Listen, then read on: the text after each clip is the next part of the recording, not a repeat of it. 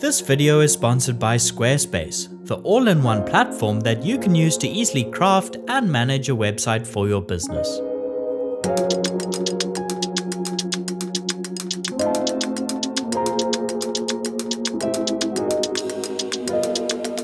The visual language of cinema is to a large extent determined by the context of the story.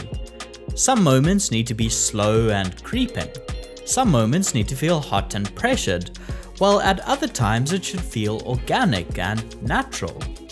Charlotte Bruus Christensen's work can be characterized by an overall classically Hollywood, cinematic, filmic, widescreen look mixed with naturalism, which then uses the context of the story as the basis for applying the correct psychological perspective. In this video, I'll take a closer look at the Danish cinematographer's work by unpacking some of her philosophical thoughts on the medium, and then go over some of the gear that she uses to physically bring stories to the big screen. It's interesting how you hit those different genres. It adds to the way you think about, lighting a scene or moving the camera. I think it just gives you another sort of way in, technically, and and also style-wise to how you approach a story. It gives you sort of a framework, but also then you think there are those rules, but then you break them.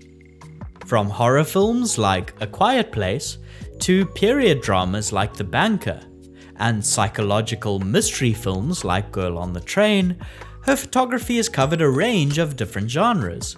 When coming up with a look for a film, she'll use the visual associations with each genre as a kind of general jumping off point, but will then narrow down the look and sometimes go against expectations as things progress.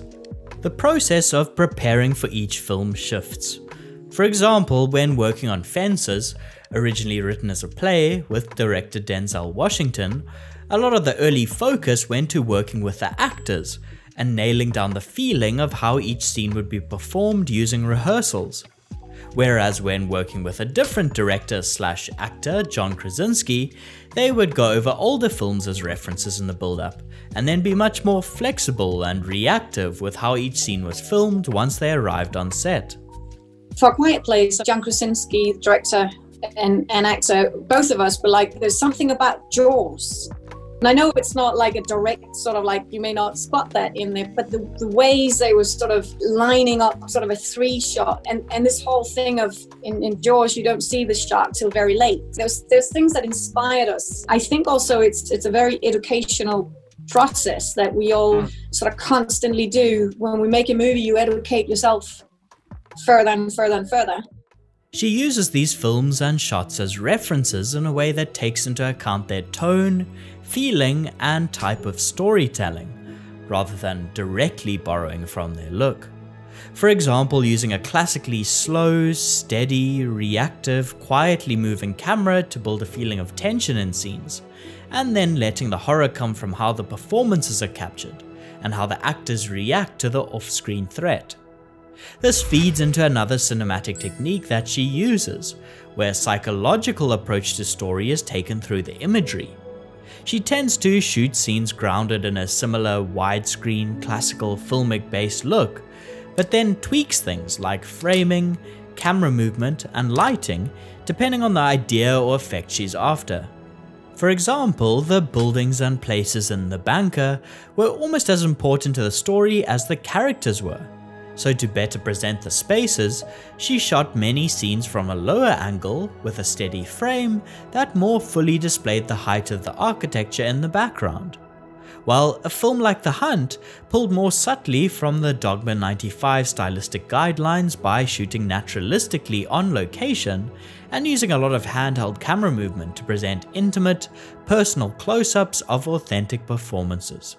So, although both these examples were bound by a similar warm, film-esque look, with shallow depth, real locations, and natural lighting, the subtle variations in her cinematic techniques differentiates how audiences may psychologically interpret these two films, while also maintaining her own perspective. She uses these little variations in different contexts to enhance the psychological feeling that she wants the audience to have. And then also a whole sort of psychological thing of how you make people nervous. You know, if they're in court, this thing of sort of shining light into their face and overexpose them to make them feel so small and in the spotlight and sweaty and the heat and all these sort of things you would do to make people break. These effects come from discussions with the director, combined with her own point of view on how they want the images to feel. To get the most out of collaborations with the director and to serve their vision usually means getting the best performances out of actors. The most important thing, I think I really value and try very hard to create freedom for a director and the cast, while also producing a cinematic image. This is a balance that most cinematographers have to tread between getting the best image that they can, while at the same time being flexible enough to compromise with the actors and people in front of the lens. Sometimes this may mean changing a pre-planned lighting setup and adapting that on the fly when actors and directors come up with new ideas for blocking on the day. Or it may mean quickly having to reframe to capture an actor that isn't tied down to hitting a specific mark on the set. More often than not, this process takes the form of an organic back and forth discussion with the creative heads of departments. This is why it's so important to be able to collaborate and compromise on a film set to best tie the ideas that are brought to the party into the best iteration of the story that's possible. Before we get further into the camera gear that Christensen uses, I'd like to thank the sponsor who made this video possible, Squarespace. Every cinematographer these days needs a website so that new clients, crew or collaborators can contact them, find their social pages, and browse their creative work. Squarespace is an all-in-one platform that you can use to design a stylish and practical website for any business using their drag and drop templates. Squarespace makes it easy to display your creative portfolio and film work using their photo and video libraries, and as e-commerce tools to help you get your business off the ground. I like to use their blogging tools every week to write, schedule, and post about new videos on the In-Depth Cine website. So to set up your online presence, be sure to head to squarespace.com for a free trial, and when you're ready to launch, go to squarespace.com/indepthcine to save 10% of your first purchase of a website or domain.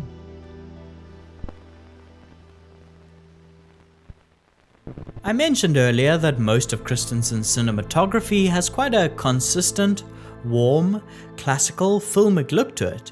I'd pin this down to two gear selections which she regularly makes. The first is her use of anamorphic lenses.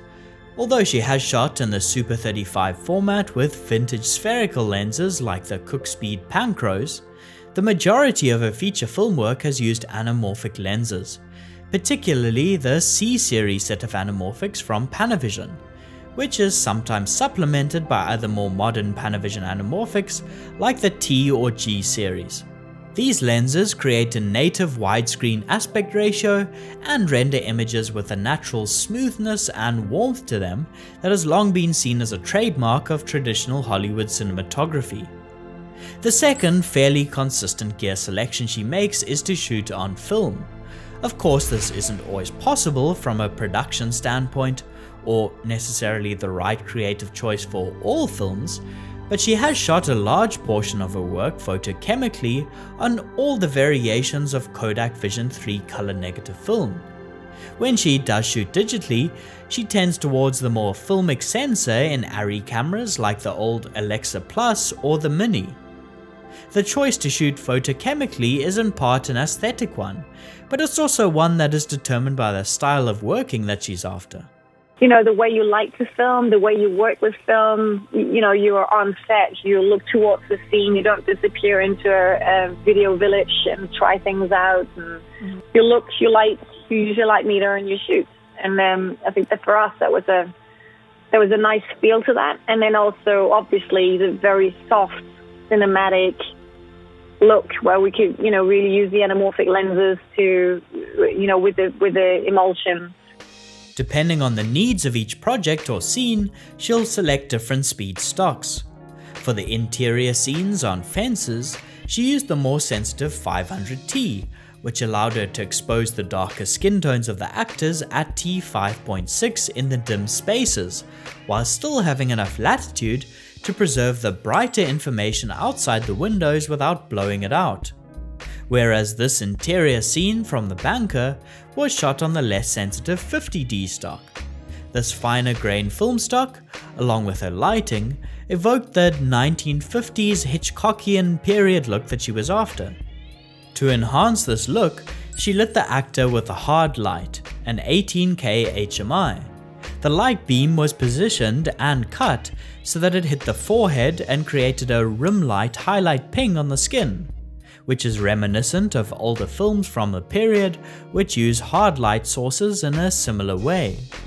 I think Christensen's overall approach to lighting was influenced early on by her work on films by Dogma 95 directors like Thomas Vinterberg. This filmmaking movement came with various rules that included limiting the excessive use of artificial lighting. Her lighting tends towards a naturalistic look, where the sources of the light, even when they are artificial, are motivated by real sources of ambient light. Therefore, coming back to those interior scenes from Fences, she spots the quality of the sunlight that is coming through the windows and supplements its direction and quality by using daylight balanced HMI units.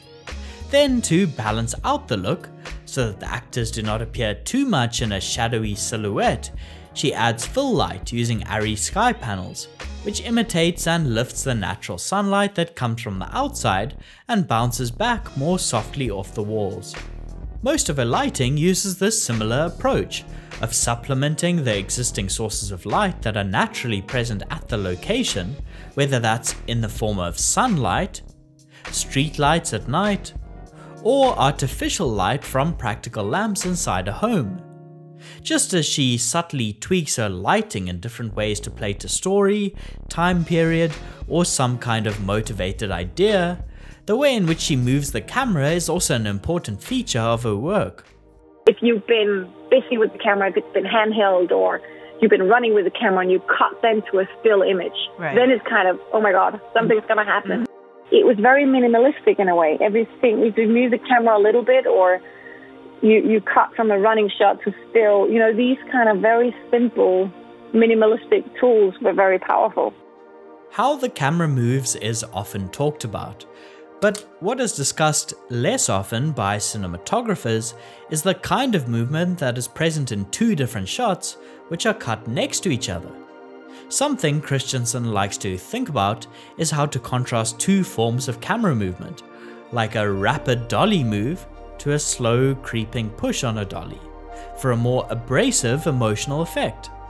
This contrast is especially effective when it's set against the rest of the movie that is shot with subtle, slow, barely noticeable camera moves.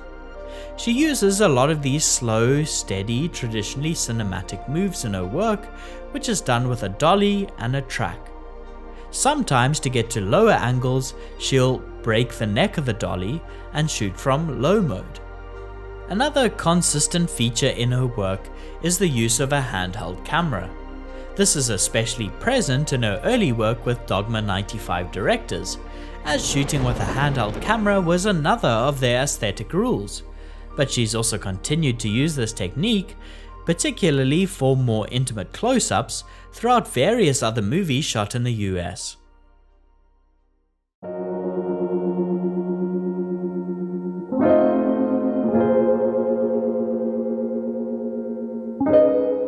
I love coming in and seeing the whole team and everything is is going up, whatever you plan to do, and come on set in the morning and I go like, really? Can I actually enter this and go in and say something? And I always get excited about just the physics of the staff and the people and some mechanic that I love about this.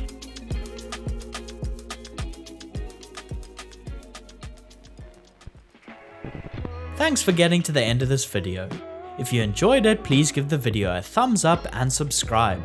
Or if you'd like, you can support the channel by signing up to Patreon or getting some of the original merch.